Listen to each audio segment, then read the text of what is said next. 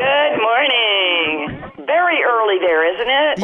Yes, it is. But I'm so glad to talk with you this morning. So excited about the new things that are happening in your life. And we're going to talk about that and talk about home improvement. Of course, all of us, it's iconic, home improvement. So thank you for being Jill Taylor, I guess. That's the first thing I got to say this morning to you, Patricia. Oh, thank you.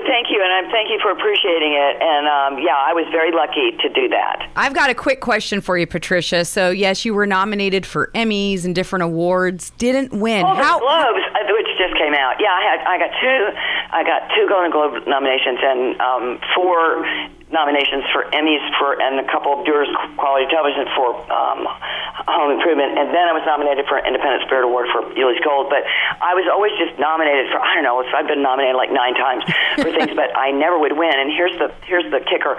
I would be sitting in the audience praying that I didn't, because I felt so nervous about being in a room with these incredibly brilliant people that I would be terrified of having to go up, and I'm very shy about having to get up in front of people, and I just didn't want to have to make a speech.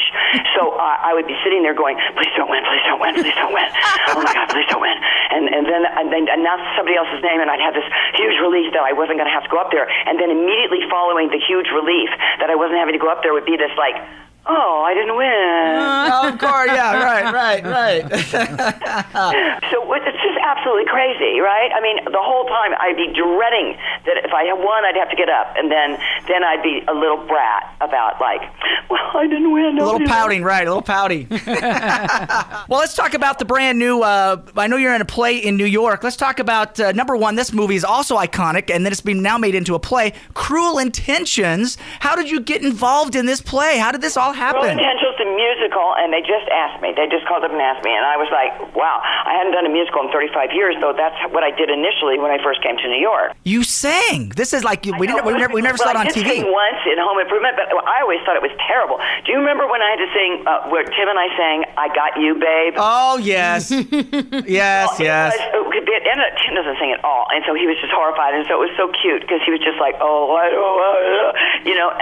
but I kind of sing, but I always thought I sounded terrible, because when they did it, they didn't give us they turned down the monitor so we could not hear the accompaniment at all, and I was having to sing without like any accompaniment. I was like, where's the band? I can't hear me, I can't hear the monitor, so we're singing this, and I'm having to go, they say we're young and we don't know, but I'm like, where's the note? I can't tell if I'm being pitchy. So it was really hard to do, and I always thought I sounded like a foghorn, but that was the only, and then I got to sing with the Beach Boys on the show too. Remember, the Beach Boys came on and sang Barbara Ann. Oh, that's right. I sang with them over the Wilson fence. But so you couldn't hear me because they were so awesome. And I have a picture of myself I keep in my office of singing with the Beach Boys, because that was like a highlight for me.